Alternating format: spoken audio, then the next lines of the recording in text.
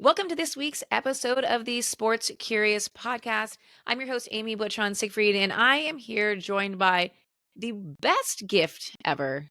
Since we're talking about the holiday season, my favorite brother, my only brother, my favorite host, my only other host, co-host, Scott. Welcome to the podcast and happy holidays. Thank you for the incredible introduction. As your only brother, I would hope I'm your best gift. This is true. You were, well, because I'm older than you, so you do realize that you were a gift. I may have tortured you, but you were a gift. You are a gift. Your longest lasting gift so far, I think. This is true. This is true. Although the pink stereo that I received from maybe Santa at about age 9 still lives. It's left my room, went to Dad's garage. Our dad's a mechanic. Went to his garage where he had a bright pink, peachy kind of color stereo. And it still exists in his shop at home now. It has a tape deck and it still runs. So I'm pretty sure that that is the close second to you as being the longest running gift. I mean, that's high competition between me and the pink stereo. I mean, you don't play music and you don't sing, so Kind of useless, other than sports knowledge. that's not true in the least bit. You're like the funniest person I know. Unless the pink stereo is playing a comedy set on tape. Well, I mean, there's that. I mean, then you have close competition. But today we're talking about charitable athletes. You know, this time of year we talk a lot about giving back, giving instead of receiving, and how that is such a critical piece of this time of year. We're trying to teach our children those things about not just being excited about the toys you're going to receive, but how you can help others. And I'm going to start us off with people who really we would call this the starfish effort, right? They may not be able to save all the starfish. I'm sure you've probably heard the starfish analogy, right? Where the boy's walking down and says, I can't save all these starfish and throw them back into the ocean. You can't say, like, he walks on the beach, there's all these starfish, and he's picking up a starfish and throwing one back in the ocean, picks up another one, throws it back in the ocean. And someone says to him, well, there's no way you're ever going to be able to save all these starfish. And he says, yeah, but it makes a difference to this one. It makes a difference to this one. It makes a difference to this one. And so we look at athletes like Shaq. Shaq is the incredible example of someone with the starfish effect, right? He does all of these good deeds on a small level. It wasn't that long ago. He was at a jewelry store, and a guy was putting an engagement ring on a payment plan. And he said, no, I got it. Let me buy it for you. And that may be $10, $15, $20, $50,000. I have no idea how much it was. But that made a huge impact. And we'll talk about some athletes who have significant impacts when it comes to foundation work and things like that. But these little things of him buying a laptop for a mom that he saw in Best Buy, those kinds of things really do hit home. They do, and a lot of the things he does kind of go under the radar, like you spoke about, just small acts of kindness that, you don't necessarily have a camera crew and a foundation behind it, well planned out. There's one instance where he bought a kid with size 18 feet who can't find shoes, got him new shoes, since obviously he has the power to do that, and he knows what it was like to have massive feet and not be able to find shoes. Yeah, I mean, it's those things that I think those small acts of kindness, as you mentioned, really pay off. The other one I actually want to bring up is Cristiano Ronaldo. I mean, we all know him for his cover model looks and his supreme soccer skills, but he has been known to roll up his sleeves as a frequent blood donor. He has invited a Syrian orphan who lost his parents in a war to a game and spent time with him. He's auctioned off trophies with proceeds going to charity. It's incredible to see when people really realize their impact. And I think he takes his job as a father very seriously, as we've seen. I mean, he's even paid for life-saving medical treatments for random kids that he didn't even know. And I think we saw the tragedy that he went through with, his child that didn't make it at birth.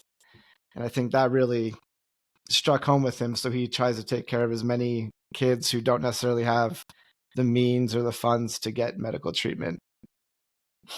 And it's tough. So I will tell you, as someone who ran the community relations department for a Major League Baseball team, you get these letters, right? And it's, my kid broke his finger. He loves your team. Can you send him an autographed picture? And you get that's compared to, my child is sick with cancer. Can we come to a Mm-hmm. game type of thing? And so it's hard to delineate, because once again, you can't help everyone, but really those efforts that you make to help on a very minor level really do come true. And I think about this one family that I think about all the time, which is the reason I am a sunscreen crazy person. Um, the kids were probably 7 and 10. They lost their father to melanoma. The melanoma was on his back, went into his spine, and he died. And like I said, once the reason I stopped doing anything that involved the sun and made all of you wear mass amounts of sunscreen and hats. That was like 23 years old when I did that. But I think about those kids who came to batting practice, and the guys came over, they signed a baseball for them, they talked to them, they gave them hugs. And so you think about these little acts of kindness when it comes to stuff like that. Baseball teams, football teams, no matter what you are, as a professional athlete, you're always pregame, there's going to be presence of something like that. I watched football last night, and Dak Prescott was taking pictures with kids before the game. And you just think of the monumental impact, and it's amazing. Yeah, and for them, it may just be, taking a picture, but that will leave a lasting impact on that kid's life forever. That he got a Absolutely. picture, or that they got an autograph, and just kind of make a bad situation a little bit better the best they can. Right. And you have guys like John Cena who have set records with the amount of make-a-wish wishes they have granted. He has the Guinness Book of World Records record of how many make-a-wish wishes he had granted. And I believe that no one's even close. He's granted almost, I think, 200 more wishes than anybody else in the foundation's history. And for those of you who don't know, John Cena, the WWE wrestler turned actor turned Today Show person for a while, and now he's back on WWE. But it's incredible that you can really make that impact, and how cool that really is. Yep. Big muscles, bigger Now I heart, want as we like to say with John that's Cena. that's a true statement. Now I'm going to switch lanes for us a little bit, from people making these small impacts to people really driving systemic change, right? People who are really putting in the effort to challenge the norm, to change the way things operate. And I'm going to start off with Dak Prescott from the Dallas Cowboys. He has the Faith Fight Finish Foundation. Talk to me a little bit about his foundation. And he was named the 2022 Walter Payton Man of the Year based on his efforts with the Faith Fight Finish Foundation, which goes into cover colon cancer research, mental health, suicide prevention, and bridging the gap between law enforcement and its communities. So he's got a lot on his plate. It's very near and dear to his heart. He lost his mother to cancer, and then he also lost a brother to suicide. So I know that really means a lot to him to, have this foundation. And he's probably one of the most scrutinized players in the NFL because he's the quarterback for the Cowboys, but he doesn't let that affect him off the field with his charitable efforts. I remember, and I think you text me that when they did the award, you said, I need you to turn on the TV right now and Mm-hmm. watch this presentation of Dak. And he had a really rough childhood. I mean, his mom passed away when he was quite young.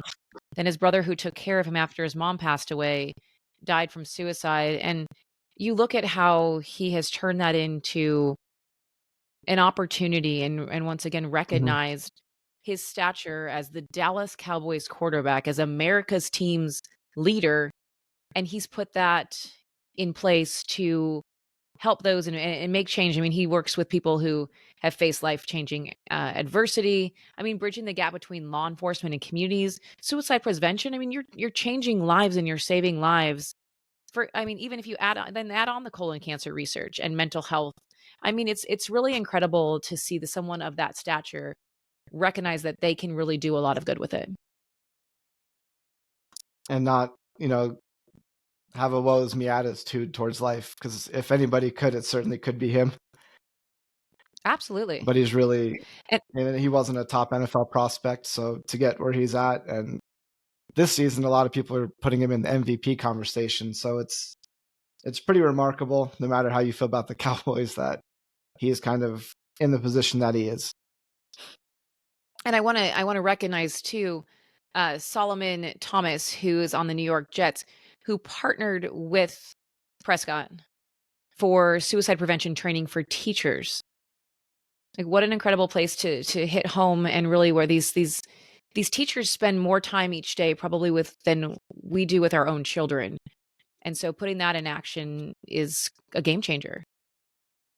Yeah, and Solomon Thomas also lost a sibling to suicide, so I know it's near and dear to his heart too. And the mental health of teachers, I could never be a teacher, I don't think, just based on the things they have to put up with. So I Mhm. know it's got to be tough a lot of times. So it's really remarkable to see that these two combine for these efforts. For yeah.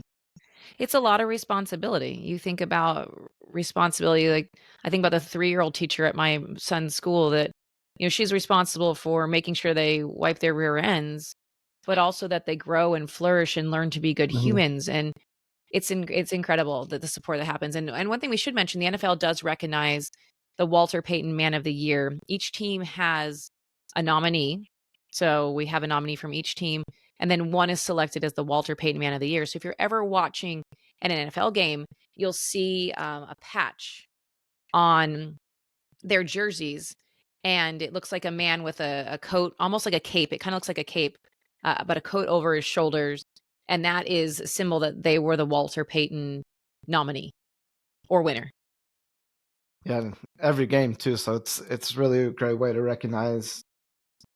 There's a lot of guys in the NFL that do a lot of work in the community, but these guys go over and above to take care of Yeah, everyone. absolutely, absolutely. Now I want to dive into one, Caitlin Clark, clearly probably the best college basketball player we have. Period.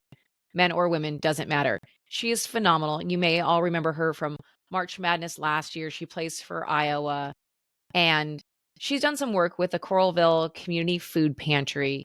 And, they can obviously get paid now with name, image, likeness. And the food pantry had all intents and purposes of paying her. And she said, no, I want to help for free. And she may be one of the best, not just women's basketball players, but just basketball players in general, maybe that we've ever seen. So for her to go in, and I think the original goal was $22,000 for the food pantry. 22 was her jersey number, but throughout her efforts in the NCAA tournament, they ended up getting more than 23,000 more than they needed. Absolutely. And I thought this was really cool because it's easy to give money or maybe make a commercial, but she went out in the community in person, and she hosted a donation drive for people to donate personal care items, feminine products, shampoo, soap type of things. And everyone who donated got to take a picture with her. Now, that's not something you see. I mean, you see Santa at the mall, but people don't do that anymore. No, and like we spoke about, that picture may inspire some young girl or some young boy to chase their dreams and play basketball or play another sport or Yep. give back in the future. Yep. And if I can It's add, humanity. Caitlin was immortalized in a butter sculpture at the Iowa State Fair, which, I mean, I think she said on The the ultimate Manning honor. cast, that's like the biggest honor somebody from Iowa can get. So they do love her there, and she's being recognized for her efforts. So if someone can help me pull together a lot of margarine and make Scott a statue here in the next couple of days before Christmas, that'd be great. I'm not sure I've quite earned it as much as Caitlin did. Well, you are my only brother, so That's true. therefore, it's true. Now, I want to wrap us. There's no way we can cover all of the great things that athletes in our country and around the world do for their communities. We wanted to bring you a highlight of some of our favorites and our favorite stories. But there's obviously no way we can cover all of it because there's incredible humans out there. And as Luke Bryan says, most people are good, right? But let's kind of wrap with the king himself, LeBron James, who is from Akron, Ohio. There's actually a significant amount of athletes, professional athletes from the Akron area. But he's done work with Boys and Girls Club, and he started the I Promise School in Akron, Ohio to make the community better than he found it. And I'll circle back to athletes from Akron, Ohio. He and Steph Curry were born in the same hospital. If we can just interject it. So a lot of great things coming from Akron. And I don't know how familiar you are with LeBron's story. You see him now, but he did not come from the best childhood, moving from place to place, living with different people. So he's really, for all the pressure he's had on him since he was, 16 years old, being crowned the king, he's really gone above and beyond to make sure the community in Akron and all over Ohio and LA and other cities is taken care of. Absolutely. And so the school itself, the I Promise School, serves around 500 at-risk youth from 3rd through 6th grade. In its first year, which it's been around for, I think, about 5 years now, I believe. The year-round school saw growth among 90% of their students who started the school at least 1 year behind. He has an on-campus family resource center, regular events requiring parent participation. He really does, I call him like the United Way model, where he really has the wraparound services to take care of the whole family. Mm-hmm. It's just not, it's not just one lane, right, of education.